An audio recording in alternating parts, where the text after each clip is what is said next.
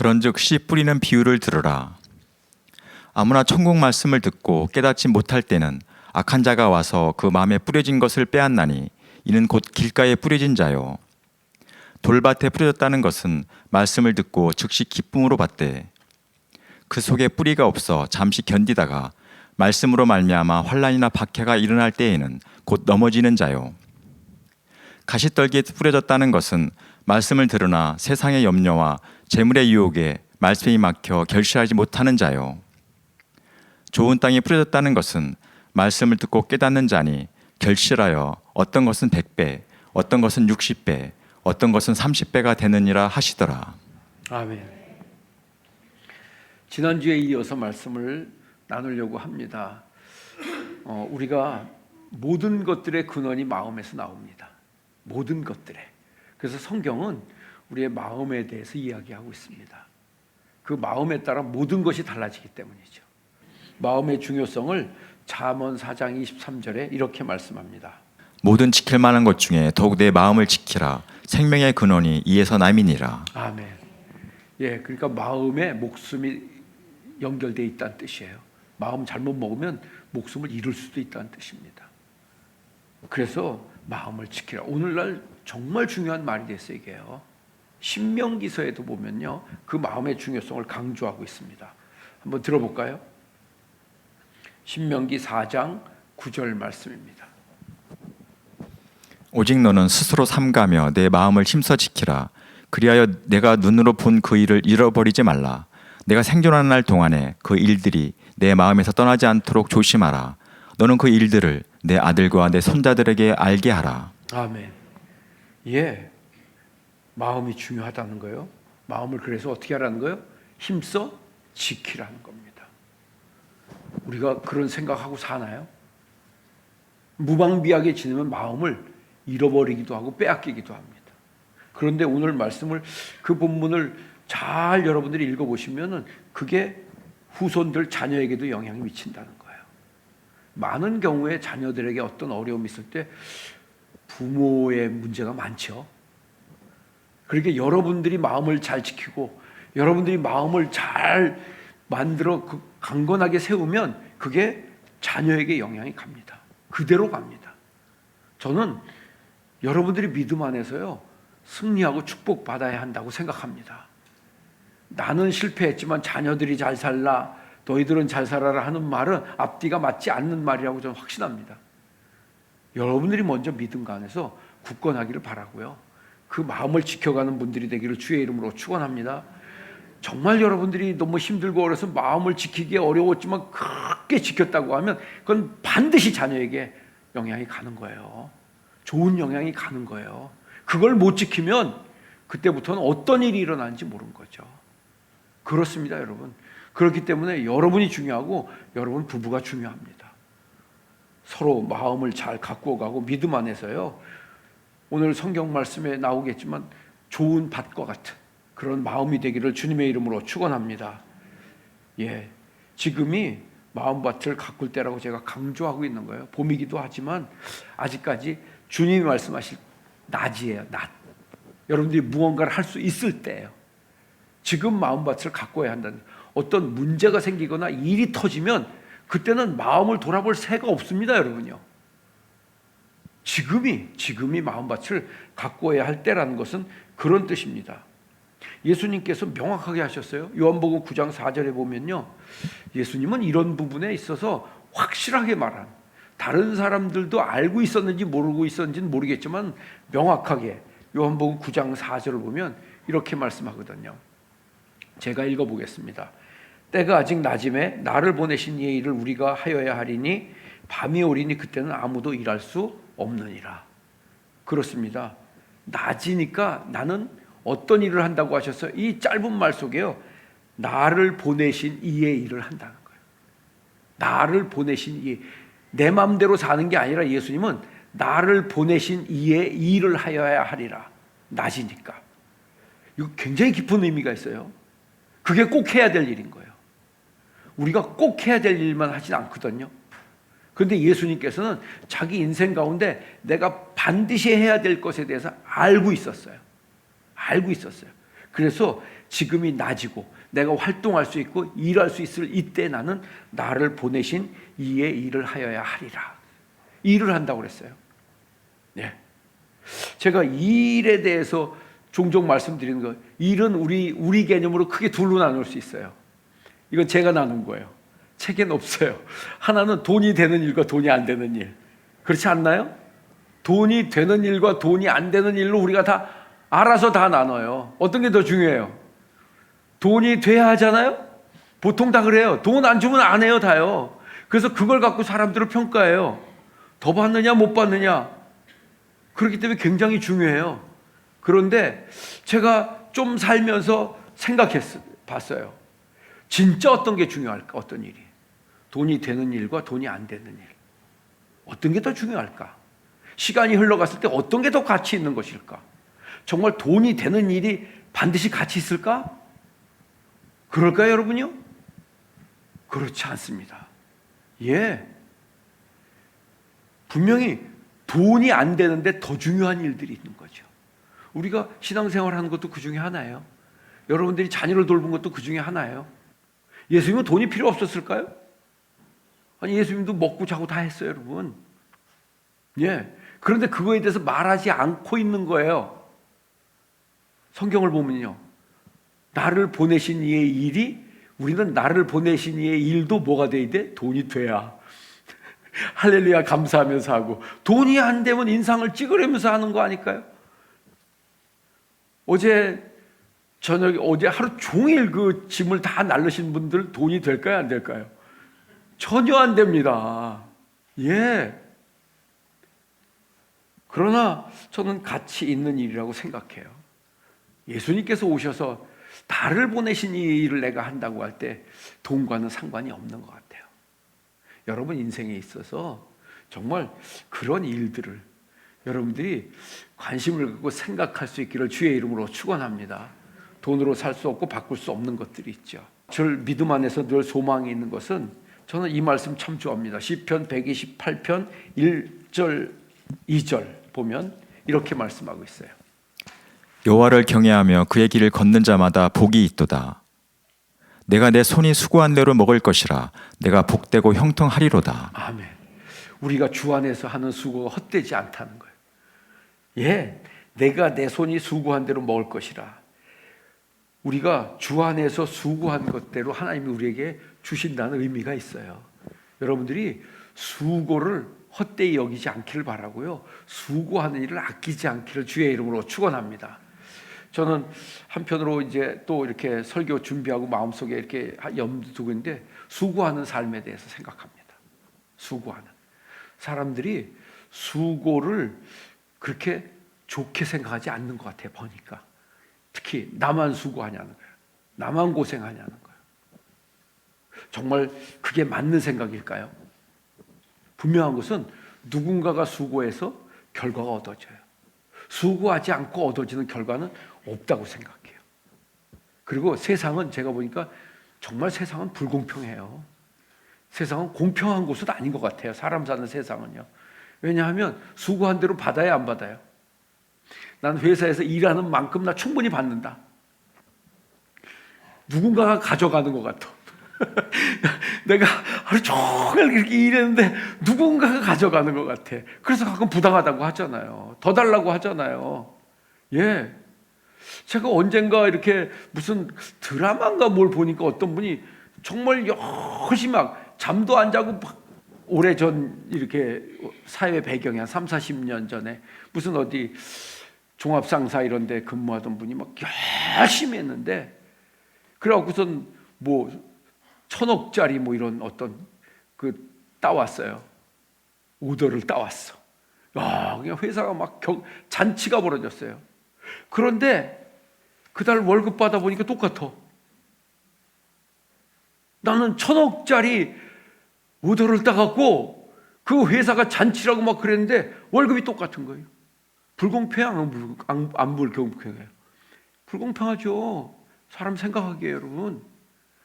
세상은요, 그런 점에서 불공평하다는 뜻이에요. 내가 한 만큼 한 50% 줬으면 그 사람 만족하지 않았을까요? 직장 다닐만 하지 않을까요? 야, 여러분들이 직장에 가서 뭘 팔았는데 한 절반을 줘.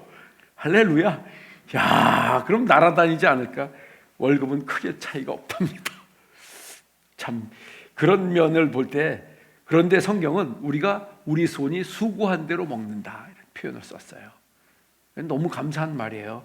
그래서 고린도전서 15장 58절에 보면 이런 말씀도 있습니다. 우리가 주 안에서 수고하는 것에 대해서 하신 말씀이죠. 그러므로 내 사랑하는 형제들아 견실하며 흔들리지 말고 항상 주의 일에 더욱 힘쓰는 자들이 되라. 이는 너희 수고가 주 안에서 헛되지 않음 줄 알미라. 아멘. 그럼 부활에 대해서 말씀하시면서 하신 말씀이에요. 바울 사도가요. 너희 수고가 주 안에서 헛되지 않으니까 항상 견고하고 흔들리지 말고 주의 일에 더욱 힘쓰라, 이 말 아니겠습니까? 예, 여러분들의 수고가, 주 안에서 한 수고가 헛되지 않대요. 그런데 우리는 가끔 헛수고한다는 생각을 할 때가 있습니다. 이거에서 뭐해? 내가 그 결과를 알 수가 없거든요. 지금 결과가 보이지 않거든요. 여러분, 오늘 예배드린 결과가 언제 뭐가 나타날 거라고 생각하세요? 물론 당일날 막 확 은혜가 돼서 막 불이 붙어서 막 이런 분도 있을 수 있겠지만은 그냥 예배를 드리는 거예요. 그러고 나서 아무 일도 없을 수 있어요. 맞습니다, 여러분. 그런데 성경은 분명하게 말씀하시기를 너희 수고가 주 안에서 헛되지 않다. 여러분들이 일상 속에서 하는 수고가요, 헛되지 않아요. 특별히 부모들은 자녀를 위한 수고, 헛되지 않아요, 여러분요. 예. 많은 부분들을 우리가 수고하며 살거든요. 돈이 안 돼도 헛되지 않대요. 이거는 저는 성경에서만 이런 말을 하는 것 같아요. 밖에 나가면 이건 헛수고가 될 수 있어요. 여러분, 회사에서 청소 좀 더 한다고 돈 더 주나요? 여러분들이 뭐 신경 더 쓴다고 더 주나요? 그런 회사가 있으면 훌륭한 회사고 훌륭한 사장님이요. 대신 이렇게는 하더라고요. 나가지 말고 계속 있으라고 하더라고. 그 사람이 덕이 되니까 그렇게는 하더라고요. 그런데 분명하게 주 안에서 수고가 헛되지 않다. 여러분들이 믿음 안에서 행하는 것들은 하나님께서 지나치지 아니하시고 기억하는 줄 믿습니다. 그러니까 흔들리지 말라는 거예요. 마태복음 13장 19절에 있는 말씀, 예수님이 하신 네 가지 밭에 대해서 오늘은 투니까 좀 설명을 공부하듯이 조금만 말씀을 드리고 나갈 테니까 보세요. 13장 19절. 마태복음 13장 19절. 제가 읽을까요? 예. 아무나 천국 말씀을 듣고 깨닫지 못할 때는 악한 자가 와서 그 마음에 뿌려진 것을 빼앗나니 이는 곧 길가에 뿌려진 자요. 예. 길가밭, 그 다음에 돌밭, 가시떨기밭, 좋은 밭, 이렇게 네 가지를 예수님께서 비유로 예를 들었어요. 이게 어떤 단계거나 뭐 이런 것들은 아닙니다. 그냥 농사 짓는 것을 통해서 그런 우리 마음밭이 있음을 얘기하시는데 한번 들어보세요. 길가에 떨어진 씨라고 그랬어요. 그런데 악한 자가 와서 그 마음에 뿌려진 것을 뺏는다. 길가에 떨어진 씨는요, 직접적으로 하면 새가 다 주워 먹어요. 네. 우리가 하나님 말씀 듣는데 그냥 다 없어진다는 걸 얘기하는 거예요. 예. 그런데 이런 것을 해결하는 것은 그렇게 크게 어려운 문제는 아니에요. 여러분들 중에는 그런 분이 없을 거라고 믿어도 되나요? 혹시 믿어도 되시면 아멘. 그럴 거라고 생각해요. 이런 분들은 예배에만 잘 참석하면 돼요. 정기적인 예배에만 잘 참석하고 또 기도하고 그런 거 하면 이게 마음을 뺏긴다 하는 건데, 새가 물어간다 하는 표현인데요. 우리의 생각 속에 들은 것이 그냥 없어져 버리는 거죠. 그러면 어떤 일이 벌어진지 아세요? 신앙생활하는 게 힘들어져요. 예배 드리는 게 힘들어져요. 불편해져요. 교회 가기가 싫어져요. 점점요. 그건 마음에 드는 것도 다 씨앗을 빼앗겨 버렸기 때문에 그런 거예요. 이게 복잡한 문제가 아니에요. 간단합니다, 여러분요. 예. 제가 이렇게 설교를 하는 걸 씨를 뿌린다라고 표현할 수 있어요. 그게 다 다른 게 집어가고 잊어버리고 뺏겨버리면 복잡하지 않아요. 신앙생활하는 게 힘들어요. 불편해요. 거북해요. 분명하다니까요, 여러분요. 몇 년 다녔나는 중요하지 않아요, 여러분요. 가끔 더러더러 여러분들에게 그런 일들이 일어나는 거죠. 그래서 정기적으로 예배를 참석하는 일이 중요하고요. 정기적으로 예배에 참석하고 그런 기본적인 것들만 해도 그런 일은 없습니다. 마태복음 13장 20절 21절 들어보겠어요. 돌밭에 뿌려졌다는 것은 말씀을 듣고 즉시 기쁨으로 받되 그 속에 뿌리가 없어 잠시 견디다가 말씀으로 말미암아 환난이나 박해가 일어날 때에는 곧 넘어지는 자요. 아멘. 예, 여기에 해당되는 분들은 더러더러 있을 수 있어요. 돌밭에 뿌려졌다는 건 이런 게 흙이 얇은 밭이라는 뜻이에요. 흙이. 그래서 뿌리를 내리다가 금방 돌이 나오니까 말라버린다는 뜻인데 예수님께서 그거에 대해서 설명하시기를 이렇게 하셨어요. 말씀을 듣고 즉시 기쁨을 받대. 그러니까 예배 시간에 말씀 들으면 아멘이 아니에요. 아멘이야. 할렐루야. 그런데 잠시 견디다가 말씀으로 말미암아 환난이나 박해가 일어날 때 곧 넘어진대. 집에 가 보니까 상황이 만만치 않아. 설교하고 듣는 거하고 달라. 예수님, 하나님, 목사님 말씀하시는 말씀 듣고 기도하고 집에 가면 하나님이 열어주십니다. 근데 가보니까 다 닫혀있고 문제투성이야. 그러니까 금방 시험 드는 거예요. 이런 경우는 여러분들 중에도 종종 있을 거라고 생각을 해요. 그렇지. 이런 문제는 해결을 풀어가려면 이것도 어려운 건 아니에요, 여러분요. 이런 건 어느 정도 필요하면 작정 기도가 필요합니다. 맞습니다, 여러분요. 새벽 기도든지 여러 가지 우리 언제 보면 이제 다니엘 기도 같은 건데 그런 다니엘 기도든지 정기적인 지속적인 성경 읽기든지 그런 게 필요해요. 뿌리를 내리는 거예요. 한번 예배드려서 뿌리가 내려지지가 않아요, 여러분. 네, 한번 은혜 받아서 뿌리가 확 내려가지 않아요, 여러분. 그럼요, 여러분. 그렇기 때문에 지속적인 뭔가를. 그래서 디모데전서 4장 8절을 보면 약간 어렵지만 이런 말씀이 있어요. 디모데전서 4장 8절. 육체의 연단은 약간의 유익이 있으나 경건은 범사에 유익하니 금생과 내생에 약속이 있느니라. 아멘. 육체 연단은 약간의 유익이 있어요. 이건 운동도 필요하다는 뜻이에요. 운동도 하셔야 된다는 거예요.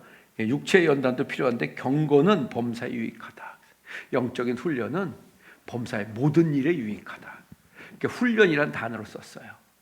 연단이란 단어를 썼어요. 예, 그래야 뿌리 내려집니다. 맞습니다, 여러분. 예배, 기도, 봉사 또는 직분 다 마찬가지입니다. 어떻게 뿌리를 내리고 있는가? 정말 기도에 깊이 뿌리를 내린 이 사람 이야기를 보세요. 너무 이건 흉내내기 어려운 사람이에요. 다니엘서 6장 10절을 보면요. 다니엘이 이렇게 했다고 하더라고요. 들어보겠어요. 다니엘이 이 조서에 왕의 도장이 찍힌 것을 알고도 자기 집에 돌아가서는 윗방에 올라가 예루살렘으로 향한 창문을 열고 전에 하던 대로 하루 3번씩 무릎 꿇고 기도하며 그의 하나님께 감사하였더라. 아멘. 어떻게 기도에 뿌리를 내렸으면 이런 어려움이 와도 꿋꿋하게 하루 3번씩 변함없이 할까? 어떻게 하면? 우리가 매 주일 예배를 지키는 것도 쉬운 일은 아니에요. 특별히 오늘 학생들이 이렇게 또 와서 앉아 있어서 너무 좋은 거예요. 저는 아이들이 와서 있는 게 참 감사하죠. 감사합니다. 고맙습니다. 제가요. 왜냐하면 아이들에게 필요한 말을 제가 하고 있지 않거든요. 그런데 또 와서 우리 애들은 알아들을 거라고 생각해요. 알아서 듣고 적용할 거라고 봅니다. 어쨌든 여러분들 뿌리를 깊이 내리는 것, 그것이 나무가 자라는 요인이 되고 열매 맺는 중요한 열쇠가 된다는 것을 성경은 말씀하고 있습니다. 여러분들의 그 신앙생활이 뿌리가 얕은 것 같을 때 빨리 명심해야 합니다. 여러분들이 이런 좋은 계절에 4월, 5월, 6월 이런 계절에 너무 더워지기 전에 그런 믿음의 뿌리를 내리는 일에 마음을 쏟을 수 있기를 바랍니다. 그리고 3번째, 얼른 가야 합니다. 가시떨기밭에 대해서 그 다음 말씀이죠. 마태복음 10장 22절. 가시밭가에 뿌려졌다는 것은 말씀을 들으나 세상의 염려와 재물의 유혹에 말씀이 막혀 결실하지 못하는 자요. 예. 여기에는 해당되는 분들이 꽤 있지 않을까요? 말씀을 들어 가시떨기라고 비유했어요. 거기 흙도 좋아요. 뿌리도 다 내려요. 그런데 자라다가 뭐 때문에? 가시떨기가 있대요. 세상엔 가시떨기가 있답니다. 그래서 상처도 있고 다치기도 하고. 그런데 그걸 예수님께서 농사 이야기 아니라 뭐라고 하냐면 세상의 염려와 재물의 유혹이에요. 세상에 있는 여러 가지 어려움들 때문에 오는 불안함과 두려움, 그리고 또 하나 물질 문제. 명확하지 않습니까? 예, 신앙생활하다 물질 문제가 거기에 시험이 되는 거예요. 정말 여러분들이요, 하나님 앞에서 물질 문제에 시험이 없기를 주의 이름으로 축원합니다. 예, 그건 정말 안타까운 일이에요. 하나님이 여러분들에게 물질을 통해서도 축복받기를 원하시고 그 물질로도 쓰임받기를 원하시는 것이 주님의 마음인데, 그 물질의 주인의 마음인데 우리가 시험에 든다고 하는 것은 하나님을 신뢰하지 못하는 거예요. 하나님에 대해서 오해하는 거라고 봅니다. 예. 그러니까 그런 문제 때문에 또 여러 가지 어려움들이 다가오는 것에 대한 두려움이요. 두려움 문제가 또 굉장히 큽니다. 어떤 두려움이나 염려가 올 때 믿음 가지고 싸우며 기도해야 합니다. 이겨내야 합니다. 여러분들의 마음이 힘을 얻어서 이겨내기를 주의 이름으로 축원합니다. 그렇습니다. 이겨내야 합니다. 그 부분에 있어서 그런 문제에 있어서 가장 중요한 거는 정욕이라는 거예요. 단어예요. 이게 육신의 욕구라는 거예요. 요구라는 거예요. 근데 이거를 오늘 다 하려면 이것만 3박 4일 해야 합니다. 이건 정말 뿌리 깊은 문제입니다. 주님의 은혜가 아니면 해결이 안 되는 문제입니다. 이게요. 어떤 사람에게 허영심으로, 어떤 사람에게는 뭐 여러 가지로 나타나거든요. 이게요. 여러 가지로 나타나는데 그게 그 마음을 상하게 만들어서 열매 맺지 못하게 하는 게 문제인 거예요. 정말 안타까운 일이죠. 맞습니다. 우리 마음으로부터 그것을 야고보서에 보면, 야고보서 4장 1절부터 보면 좀 어려운 말씀인데 한 번만 읽고 넘어갈 테니까 잘 눈여겨 들어보세요. 들어보겠습니다. 너희 중에 싸움이 어디로부터 다툼이 어디로부터 나느냐? 너희 지체 중에서 싸우는 정욕으로부터 나는 것이 아니냐? 너희는 욕심을 내어도 얻지 못하여 살인하며 시기하여도 능히 취하지 못함으로 다투고 싸우는도다. 너희가 얻지 못함은 구하지 아니하기 때문이요. 구하여도 받지 못함은 정욕으로 쓰려고 잘못 구하기 때문이라. 아멘. 우리 마음에 있는 이 육신의 욕구가, 정욕이 얼마나 신앙생활에 열매 맺는데 큰 장애물인가를 이야기하고 있습니다. 이거 싸워야 합니다. 예, 그냥 허용하면 안 됩니다. 하고 싶은 대로 해서 되는 게 아닙니다. 그렇잖아요, 여러분요. 여러분들이 이 시간에 예배 나온 것도 하고 싶은 대로, 난 정말 예배 가는 게 너무 행복해 해서 나왔으면 난 너무 좋겠는데 힘들고 어려움에도 불구하고 오신 분들이 있거든요. 그분들이 싸워서 이겨 나온 거예요. 기도에 마찬가지예요. 새벽 기도 잠과 자기 일정과 싸우지 않으면, 제가 종종 새벽 기도 오는 분들에게 하는 얘기예요. 새벽 기도 오는 여러분들이 저보다 훨씬 더 나은 거예요. 저는 아침 9시에 출근해서 저녁 6시에 퇴근하지 하루 종일 가서 일하지 않거든요. 좀 자유롭거든요. 쉴 수도 있고 할 수도 있거든요. 일을 적게 한다는 의미가 아니라. 그런데 그렇게 하는데 아침 새벽에 나와서 한다는 건 보통 문제가 아니거든요. 싸우지 않고서는 할 수 없어요. 맞습니다. 그런 만큼 그것이 그 힘이 가시떨기도 꺾어버리고 열매를 맺게 함을 깨닫기를 주님의 이름으로 축원합니다. 정욕의 문제는 주님 주신 힘으로 끝까지 싸워야 하는 문제예요. 하나님께서 도우실 줄 믿습니다. 하나님께서 때때로 여러분 마음속에서 하고 싶은 욕구가 뭔가 그냥 자기 막 올라옵니다. 이게 그대로 놔두면요 별의별 문제를 다 일으킵니다. 세상에서는 그걸 막 미화시켜서 포장시켜 갖고 안타깝죠, 여러분요. 그들은 책임지지 않아요. 그렇게 말하는 사람들이 책임지지 않아요. 피해는 우리에게 돌아오는 거예요. 여러분들이 믿음 안에서요 정욕과 싸워 이기고요 최종적으로 좋은 밭이 되기를 주님의 이름으로 축원합니다. 여러분들의 마음밭이 정말 말씀 안에서 옥토가 되기를 주의 이름으로 축원합니다. 씨를 뿌려진 것들이 30배, 60배, 100배 결실하는 그런 마음밭 되기를 주의 이름으로 축원합니다. 하나님께서 주신 이 좋은 계절인데 정말 여러분들이 마음에 씨를 뿌릴 때마다 자라날 수 있는 좋은 밭이 되어 가기를 주의 이름으로 축원합니다.